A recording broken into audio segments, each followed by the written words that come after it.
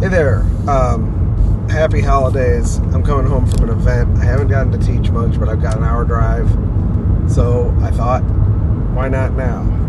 Keep me awake while I'm driving home. Every day I've got another holiday event, it seems, and it's just been really busy. But, and if you haven't been around my channel, I used to do 2 messages a day. I used to do messages every day. Now I'm lucky if I do one once a week. This last couple months. But I'm busy writing, and this learning hub is coming together, and I'll talk more about that later. Anyway, let's go to Romans 4. Notice that the heading says, Justification by Faith, evidenced in the Old Testament. Now, that's just a heading. You know, it's just a Bible program, and they put a heading on the top of the chapter. But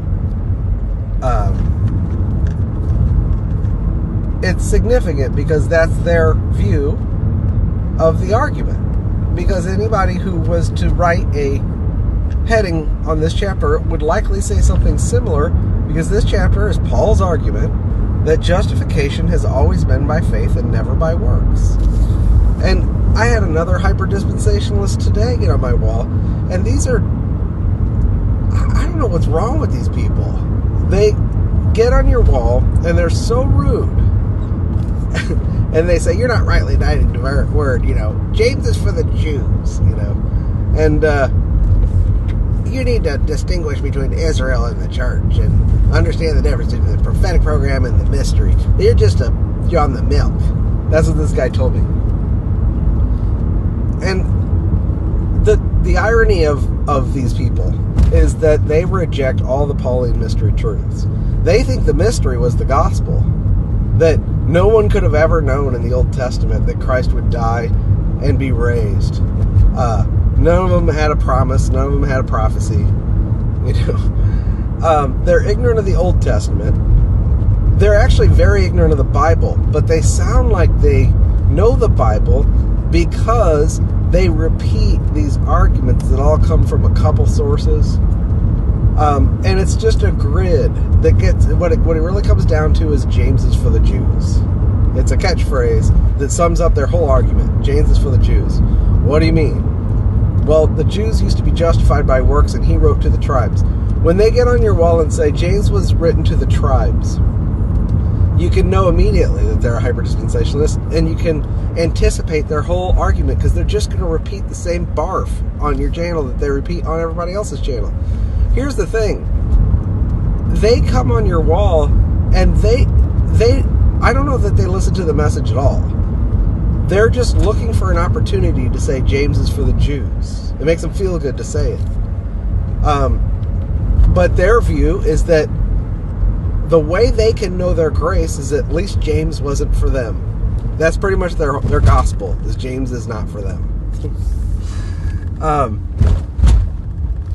There's no nuance, there's no understanding of the book of Acts and the timing of James and the trouble in Jerusalem and the confusion there and the theological mess that they were in and how they were obviously thinking that they were under law all the way up to Acts 15. They have no idea what that history is. And then when you argue with them from Paul, because they say, Paul's our apostle, we're only allowed to read Paul. When you give them Paul, you say, well, Paul argues from Romans 4 that justification's always been by faith. For David under the law or Abraham before the law? You know where they take you? James 2. Because they believe that James is a legitimate apostle. He's the spokesman for the other gospel to the Jews that's of works. Now this is what their real deal is. They are pseudo-grace, phony grace. They're not grace. They get on your wall, they're divisive and condescending, and then they rebuke you for supposedly not teaching the mystery truths, which they don't know what the mystery of Christ is. If you confront them with mystery truths, they tell you you're over-spiritualizing everything. And really what they want to argue for is works. They don't argue from Paul ever. They tell you about how the book of Acts is divided and transitional, and how James is for the Jews, and how the book of Acts, and then Paul came along and the church started, but James is for the Jews. And James gave Barnabas and Paul the hand of fellowship to go out to the Gentiles, and Peter and John went to the Jews because James is for the Jews. And therefore, Peter and James had a works gospel because James is for the Jews. That's what it all comes down to. Okay? These people are terrible. So that's what I think. And I really don't like them. I don't give them much space before I call them a dog. They're so rabid. And I want to make them mad because they're so terrible. Terrible people. I think internet trolls are terrible people. You don't have a conscience if you go on somebody's wall and just start rebuking them. You don't even know who they are. You're commenting on a video that has nothing to do with what you're talking about, and you just want to tell everybody that James is for the Jews. You're an idiot. But they sound really smart because they quote charts that they got from various, hyper-dispensationalist teachers that teach that James is for the Jews. But that's their whole thing. If you want to understand why they think that grace is a thing, it's not because no one could keep the law. It's not because the flesh is condemned. It's not because we had to be crucified with Christ, which is all Pauline truth. It's because James is for the Jews. That's why they think that they're under grace. It's because all the work stuff in the Bible that they don't know how to interpret, they've learned to avoid by saying it's for the Jews. And so they'll tell you that all these books are just full of works. Because they don't interpret the word at all. They don't read it. They don't know what it says. They've got arguments that are anchored in certain proof texts, but that's not the same thing as being in the Bible. And they don't come for fellowship. They're dogs. They're coming to devour people's flesh and eat flesh and eat death and eat arguments. Okay. I'm in a bad mood about these hyper-dispensationalists. But I just think it's funny that this chapter starts with justification by faith evidenced in the Old Testament. So what shall we say then that Abraham... Now why is he arguing this? Well, because at that time, the perception was that James is for the Jews. The problem in Jerusalem was a huge problem for the church. And the atmosphere in Jerusalem was eclipsing the freedom that people had in Christ.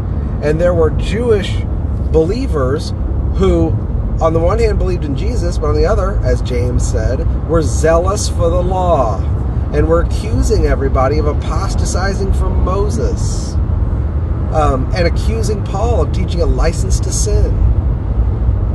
So he's setting up an argument here, which, by the way, is a direct refutation to James's argument that Abraham was justified by faith and works when he offered Isaac.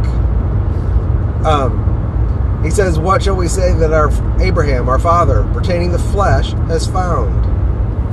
For if Abraham were justified by works, he has something to glory, but not before God. Now let me tell you another stupid argument. That the free gracers who pretend to be grace and are not, they're not really free gracers. They just coined the term and call themselves free grace so they can go around and put people under works while calling themselves grace. So you think, well, that's got to be my brother. That way you listen to them. What they teach is that James teaches, it's always James's fault. James teaches justification before men. And their proof text is this. For if Abraham were justified by works, he has something to glory, but not before God. And do you know what they say? They say, Abraham has something to glory before men. He just doesn't have something to glory before God. As if Paul is arguing a rhetorical question here. Who can Abraham, glory in front of, since he can't glorify himself before God? Well, the answer is men. And they actually read that into the text and tell you that that's what it says. And that's where they get their doctrine of justification before men. And then borrow James to do it, Show me your faith, and I'll, by your works. And the reason they want to say that that's what James is saying is so that they can force you to show them your works and disapprove you and fruit inspect you while still telling you that they're grace. We're not as bad as the Calvinists, because at least we say you're going to heaven when you die, but show me your faith by your works. And they get that from this. If Abraham were justified by works, he had something to glory, but not before God. Now, is that what he's saying? Is Paul asking, who can he glory in front of? And answering rhetorically, men? No. He's saying Abraham didn't find anything according to the flesh. Abraham wasn't justified by works. If he was, he could glory. But he wasn't. Okay? Paul's argument in Romans 4 is that no one could ever be justified by works. After Romans 3, there should be no question as to whether or not someone could be justified by works. There's none that does good, none righteous, not even one. And they're all guilty under the law. With or without the law, they're all guilty. Because even if they don't have the outward law that was given to the nation Israel, they have the inward. Abraham, by the way, was not a Jew. He was a Gentile. He was not under law.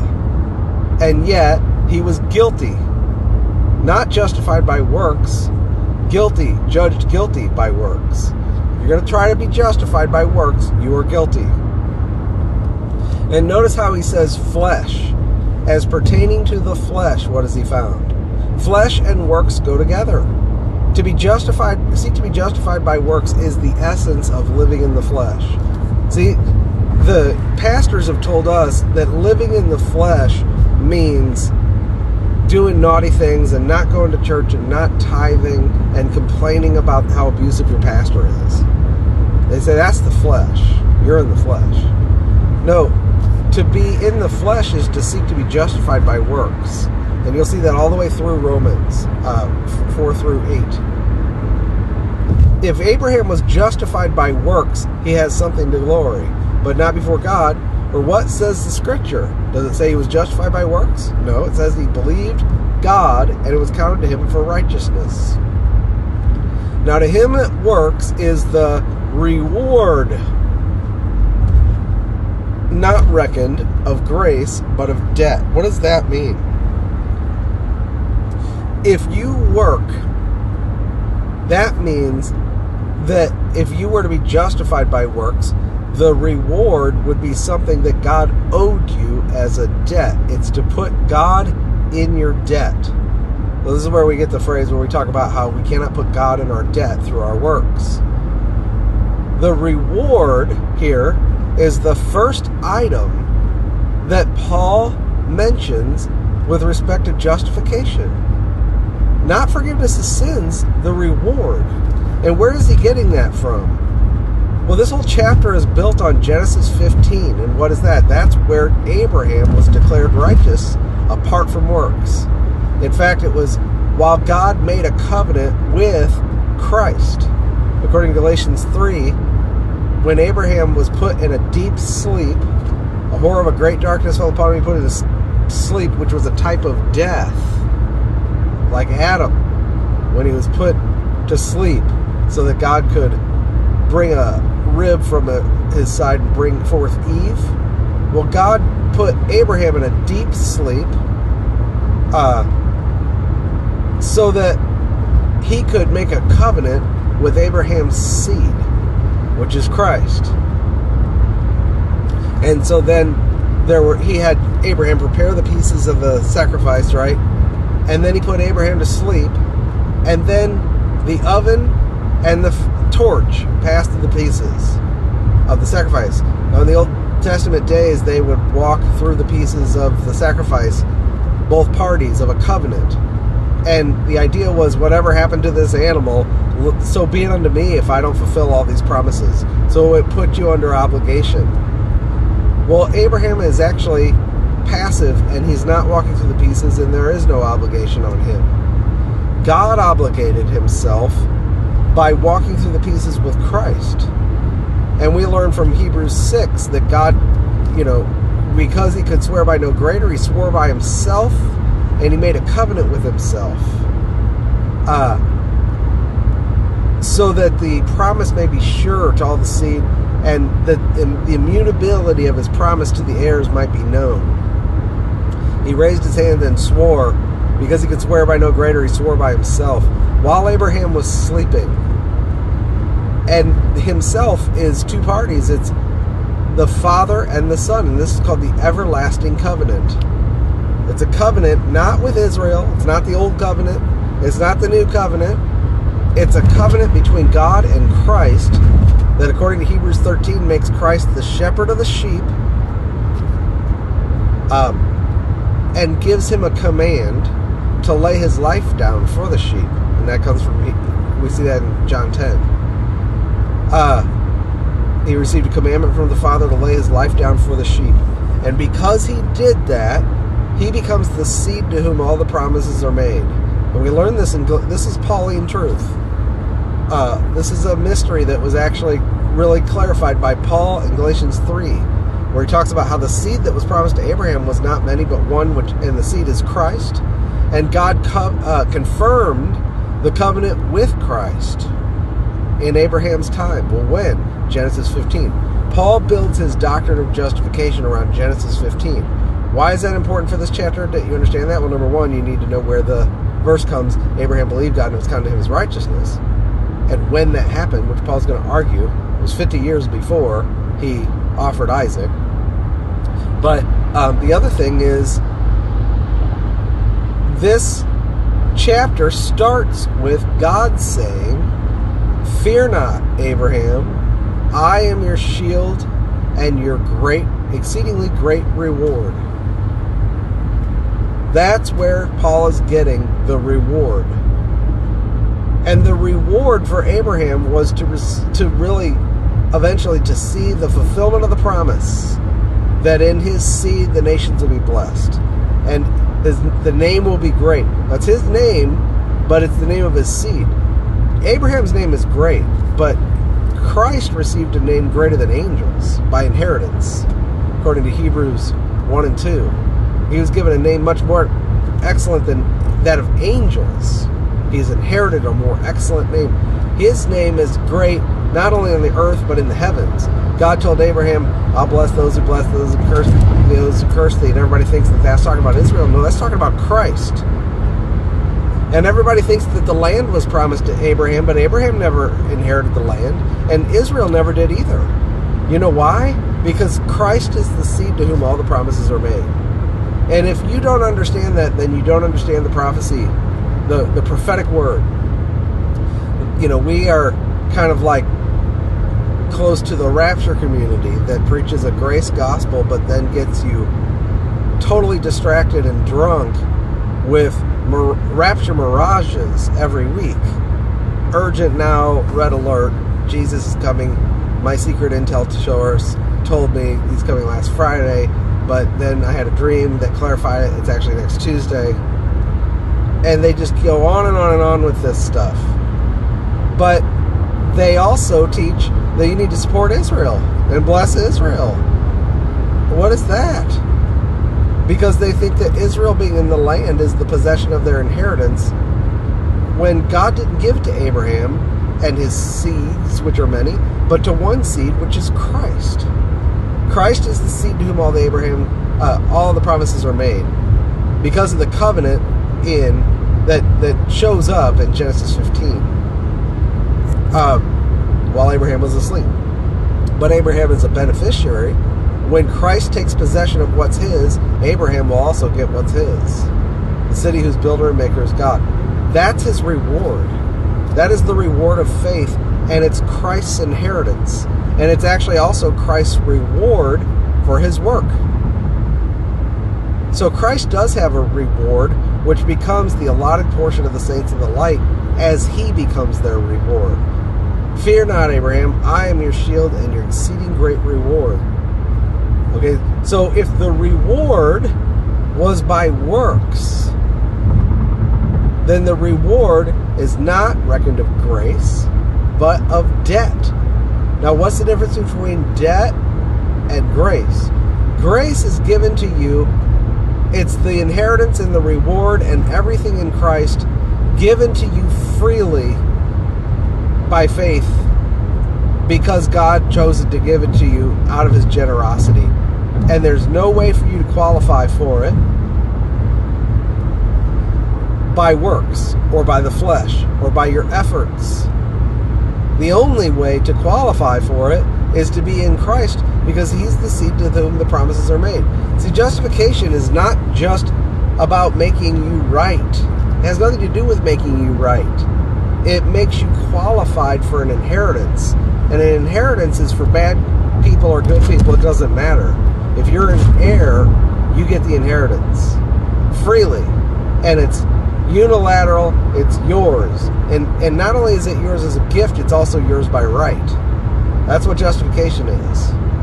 Justification is the qualification to be an heir, which is the reward. And the reward here is presented not of works, but of grace. If it was of works, God would owe you a certain amount for how much you worked for Him. But here's the thing. If you're going to try to put God in your debt, I say this before, you become the debtor, so that now you owe Him. And that's why all the parables that present reward as a debt show up being with punishments in them for the so-called servants.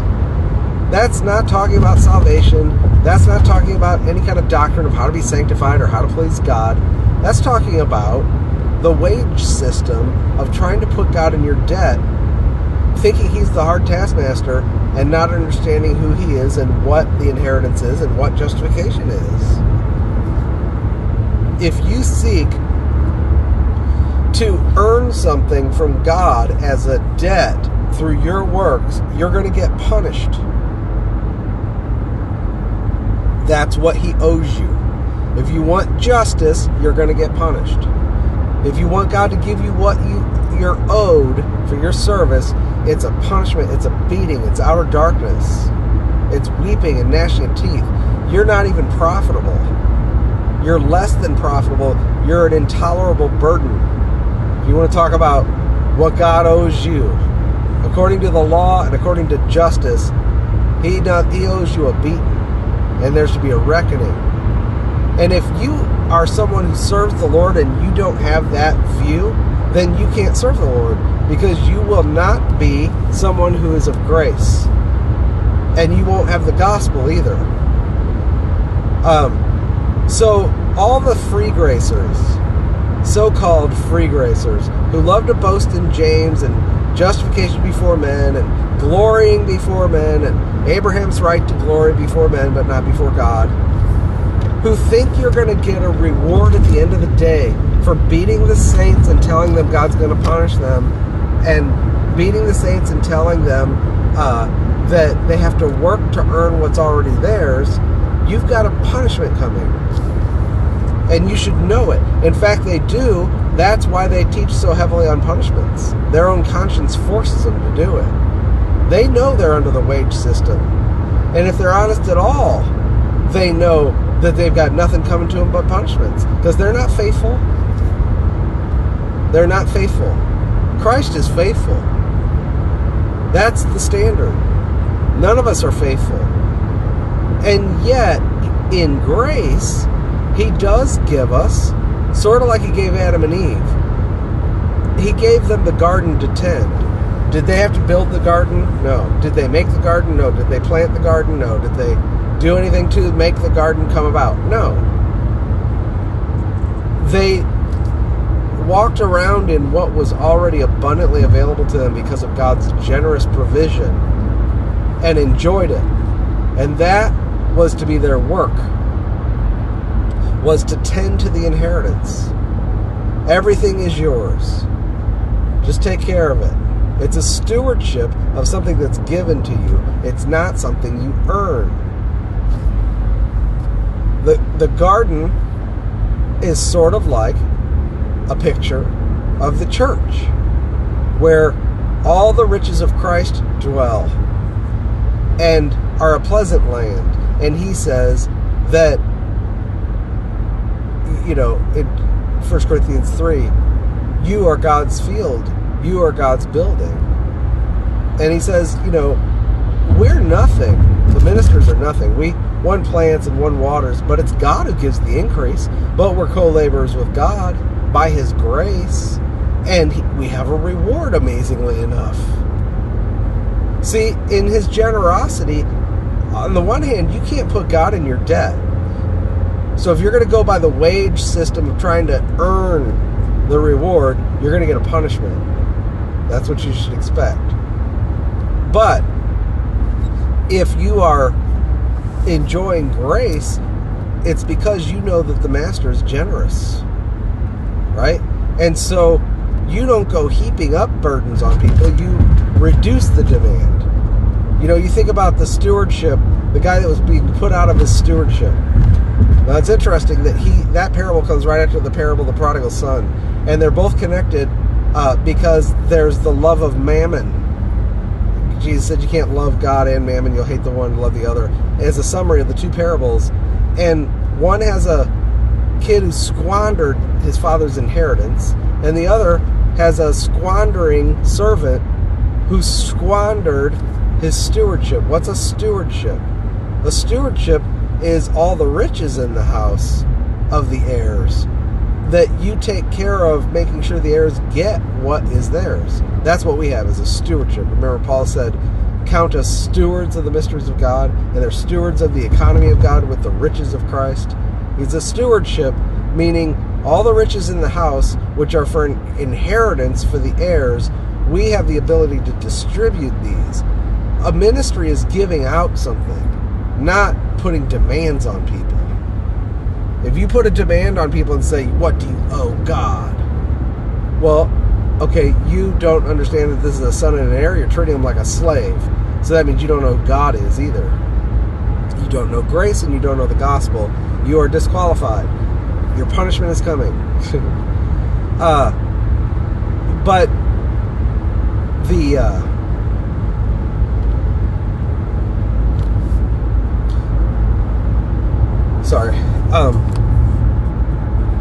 the parable of the squandering servant, what happened? He squandered the master's resources, and it was told. Now, we don't know what that meant. What does it mean he squandered it?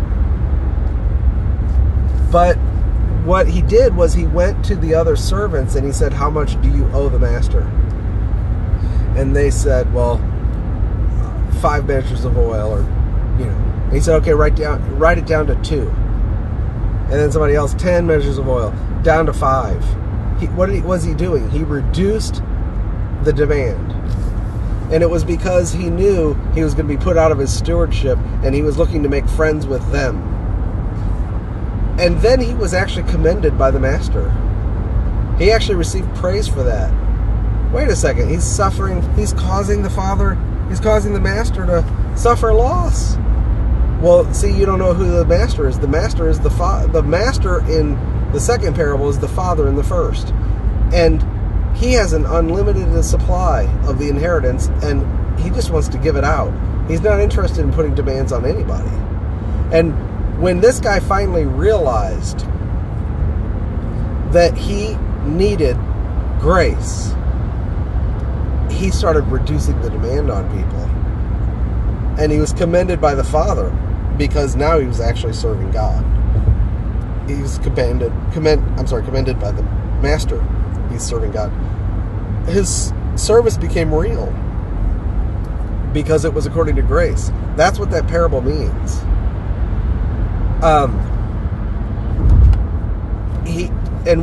What was the oil?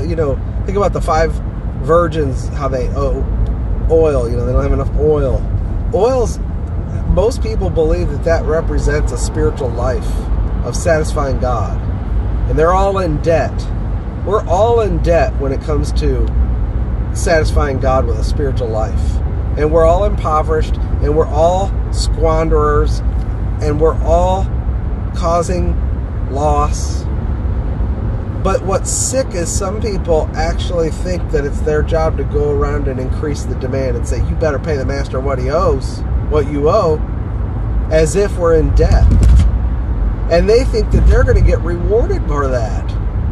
No, they're under the debt system, seeking to be justified by works and seeking to make other people be justified by works, and they're going to get punished or put out. But if they can realize that they are going to lose their inheritance, see, especially for people who know the Bible and like to talk about the Bible a lot, eventually there's a reckoning that comes where God deals with you and shows you how unfaithful and hypocritical you are. And this is my story, I used to be the legalist of legalists, putting the demand on myself and others, ratcheting up the burden until no one could tolerate me or it. And eventually, I collapsed under the burden. I couldn't carry it anymore. And I was undone, and I realized I was a complete hypocrite. And I thought I was going to be punished. I thought I was going to be out. Seriously. When I left the cult I talk about sometimes, I didn't leave because I thought I was right. I left because I couldn't do it. And I thought I was going to be in outer darkness, weeping and gnashing my teeth, but I just couldn't do it anymore. And I lost my marriage, and I lost my household, I lost everything. And then I had to go back to my friends who I'd led to the Lord in the first place, but now couldn't talk to me because I'd become so intolerable, and apologize to them, because I needed to have some friends. I didn't know I was living out this parable, but I needed to make friends that they would receive me into everlasting abodes. I needed to be part of the church. I needed to be saved. That's kind of where I was at. I was like, I thought I was right about things. I'm completely, I'm lost. I'm a hypocrite. Everything I built turned to crap. The whole thing fell apart. I got nothing, and I'm going to be put out. And that's when I started becoming a grace person who would no longer put demands on people. And it was a long journey. But if you have not been through that and you think you're a minister, and you're going around telling people what they owe the Lord and how much He expects of them, your day is coming. Either you're going to have it in this life or the next. I mean, a lot of these people aren't saved. They don't even really know the gospel. Just because you can say that justification sends you to heaven, if you strip justification of all its benefits so that people can't stand before God today, that's not a real justification. It's borderline at best. Especially if you're twisting Paul's words to try to tell people they need to be justified by works before men.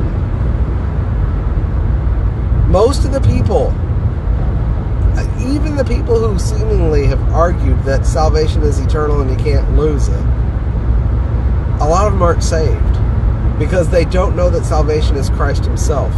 They don't take you to a person. They take you to a thing. Remember the last message I said that God gives us a person, and the person is the thing. If you don't have the person, you got nothing.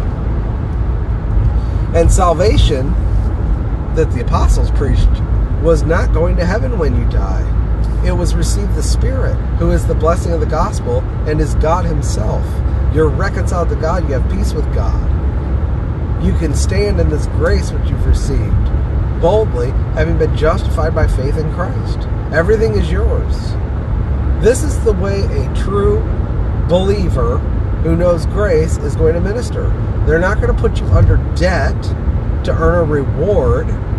They're going to release you from debt and seek to show you that, look, if the reward was of works, then it would be a debt, but it's of grace.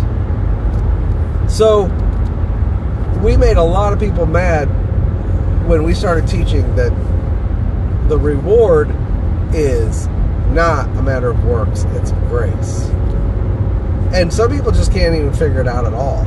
See, God is generous, and there is a grace economy where He does remember our service because He lets us participate.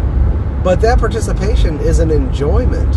It's an enjoyment of the riches of Christ and what's freely ours as heirs. As we enjoy it, we start to comfort people with the comforts we've received from God.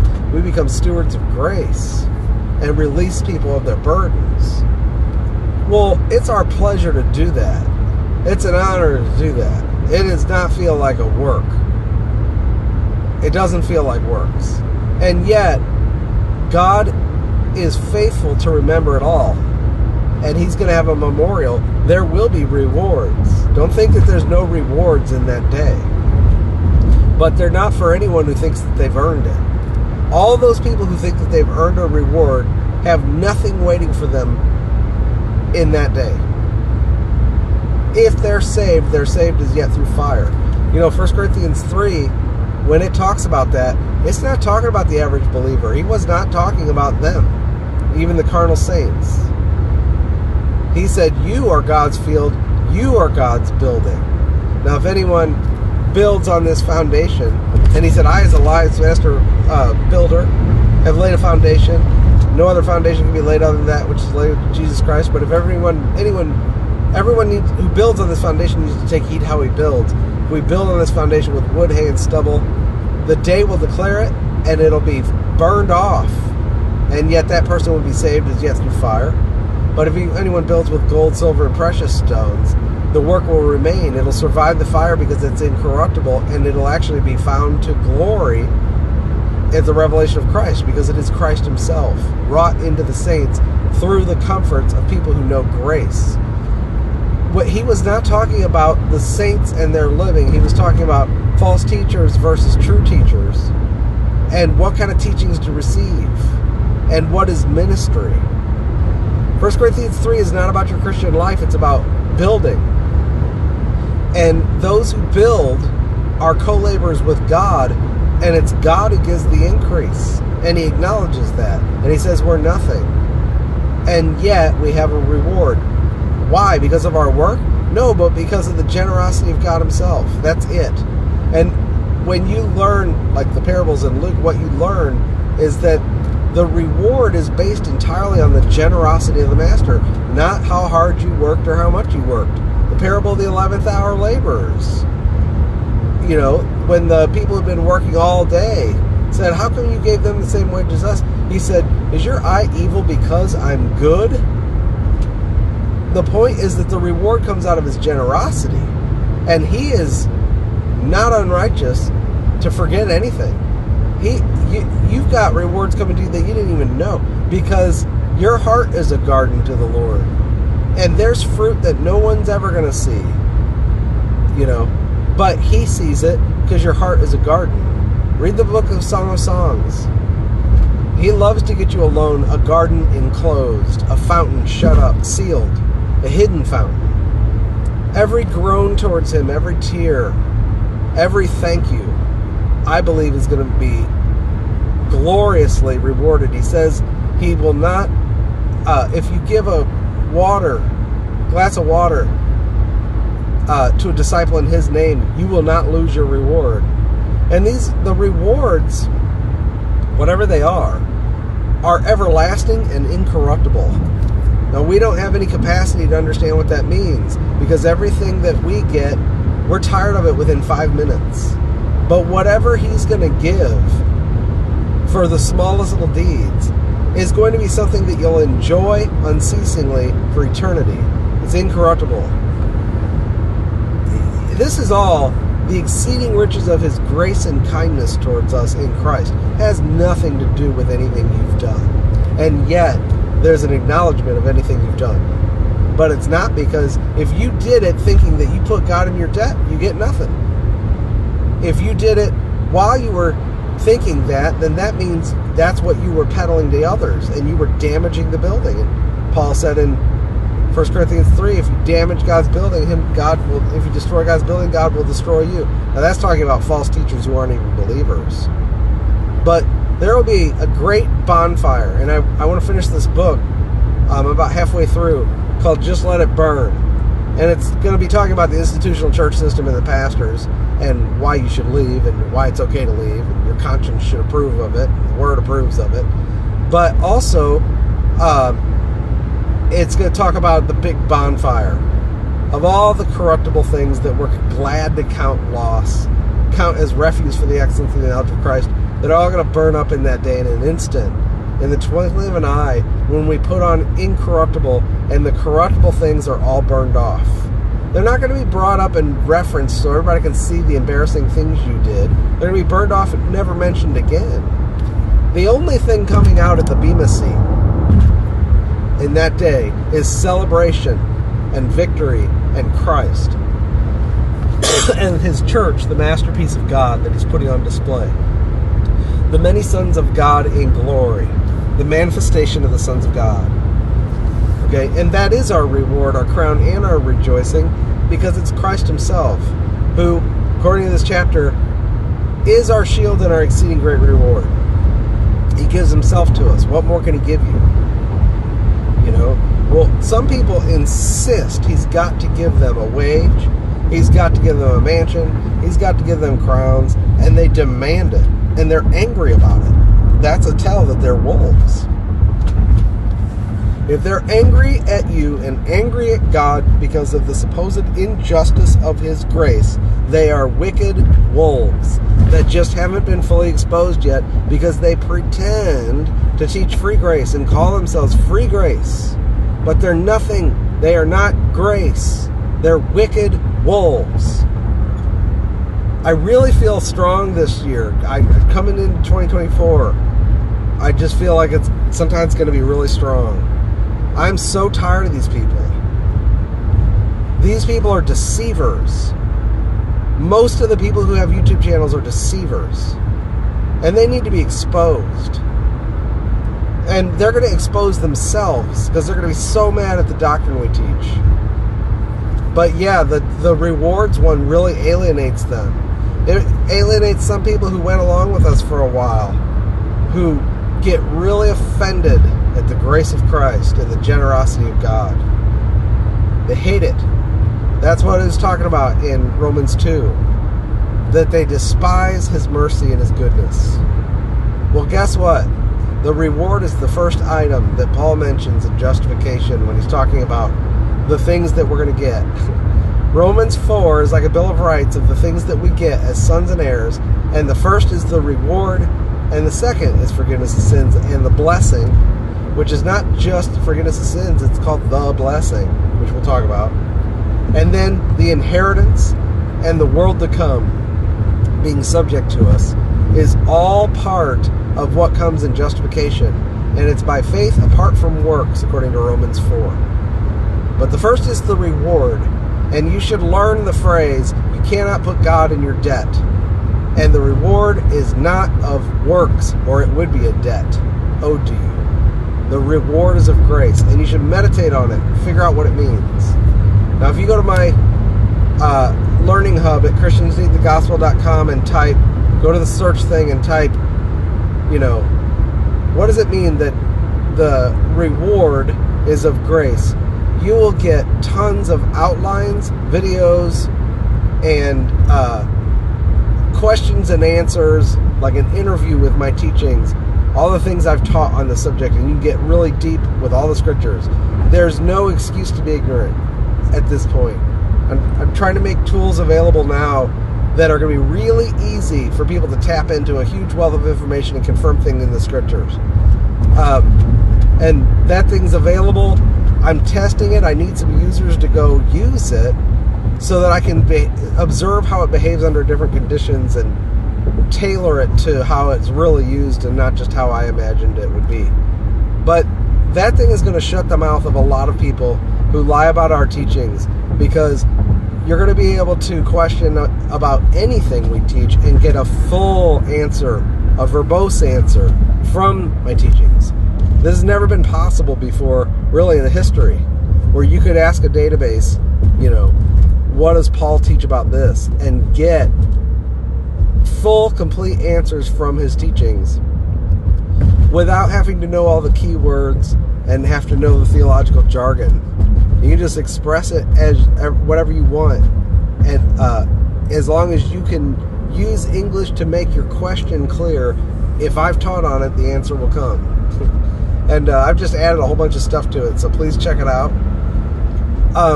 I know this was kind of dry. I haven't taught in a few days, and I'm so busy. I'm going from gig to gig to gig. I'm exhausted. And yeah, I've got a little bit of a beef with a lot of people who have been abusing the saints and abusing grace, pretending to be grace and they're not. And this chapter just really reminds me of it all. All right, take care.